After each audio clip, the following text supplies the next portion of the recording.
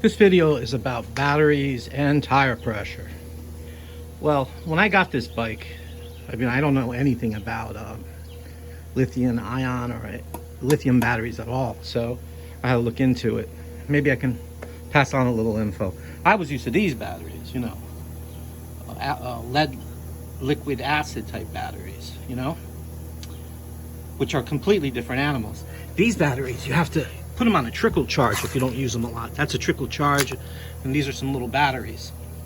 If you don't keep them on a trickle charge and you're not in a lot of use, they'll grow crystals in them and they become useless. And it usually happens every winter on anything that the battery sat, like in these small batteries, especially like in motorcycles, scooters, lawnmowers, you know, like the rideable tractor ones. If you didn't keep them on a trickle charge, you lost your battery because they would crystallize. That's why I've got a bunch here. I've got even more than this, trust me. And because I repair Vespas, and happens a lot to Vespas. Okay, so these you don't want to plug this in all the time. You want to take it out. If you leave that constantly plugged in, it's the opposite. You'll wreck the battery. Well, that's what I've been taught. You know, it's not good for the battery. And actually, if you really want to make the battery last, what I was told is this: you charge it the morning you're going to go out for a ride, right? Just get up early and start charging it, and then go out for your ride. And another thing is, you don't really always have to have it charged all the way. I mean, what you do is let's say you're going on a 15-mile ride, or you're going for a short ride somewhere, and you really don't have to charge it all the way. I mean, if you've got 80%, 70%, even 50% power or less, you can just 50% power, you just take off with that, you know. You don't always charge it all the way. And like I said, the smartest thing to do is to set up so that you charge in the morning. You get up in the morning and set it up so it's ready for you in the morning. Just charge it before you go for a ride is usually the best for the battery to last, you know. And these old batteries were a whole different story, though, you know. And that's why we get confused about it all, you know. Especially we older guys, well, we would just leave it plugged in, and then we shorten the life of our batteries. Another thing is, if you live somewhere like where I live, where it gets cold, have a real winter, like you're in New England, and you're going to store the battery, you don't want to store it fully charged. And you don't want to store it empty either. You want to store it, put it away at about 50%. It's the best way to store it for longevity. That's about what I've learned about the battery that's important. Maybe you guys know more that you can put down, or correct me if I'm wrong. Which, you know, I looked into it quite a bit. That's what everybody's been saying to me. Tire pressure really depends on, don't get into tires, depends on where you're riding, you know. If you're riding on perfect roads, I mean, like I ride on paths almost all the time and really nice roads, so I keep the tires at maximum pressure. I mean, I don't have potholes or bumps or anything like that. And I've got the seat, I finally got it on here right. I got the right post.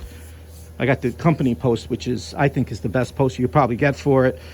It's very comfortable, and the seat I picked was very comfortable. I sat on there an hour and a half, no problem, you know. You know, nothing's going to be 100% comfortable. It's not like what's 100% comfortable is sitting at home on your couch, you know.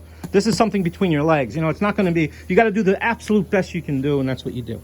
As far as tire pressure, again, depends on where you're riding. I'm riding on perfect roads. I want more pressure because I'll get more distance, less rolling resistance. If I'm riding in like if I know I'm going to be in a little like rougher area, I want a little more shock out of the tire, I'll take some pressure out, you know. And if you are riding where you're riding on hills up grassy hills with slippery or dirt, it's slippery, then you want less pressure. You want pressure like you know, down as low as you can go almost, because that you want all the grip you can get, you know. I'll give you a story about grip and tires. So it's an old story. Me and my friend were riding in an Alfa Romero to go skiing, an old Alfa Romero convertible, and we went through the Poconos where it's all hilly, and to get up the last few hills, you know, it just wouldn't go up it. So we just lowered the pressure of the tires all the way down to like under 20 pounds. Got more rubber on the ground. I jumped in the trunk, get more weight in the back, and we went up all the hills like they weren't there. Even in that car was horrible in grip for snow. We still made it. So like, it's another thing. If you're in a car and you're stuck, try lowering the pressure. We used to carry these around. I'll show you. We always had this in the car. All of us back then. Long time, you know, these cheap little, you know, you don't need anything fancy, because, you know, the other things need batteries and you got to watch them. You know, just a simple tire pressure gauge, cheap one. Just throw it in there, it'll always be there, you know. The other ones need batteries, and you need this, they're going to go bad, you know. In an emergency, it won't work for you. So, and that's the story I have about that. I have other crazy stories about batteries. You know, I can tell you a few of those. We used to do things to try to make the battery last longer. These batteries, we would put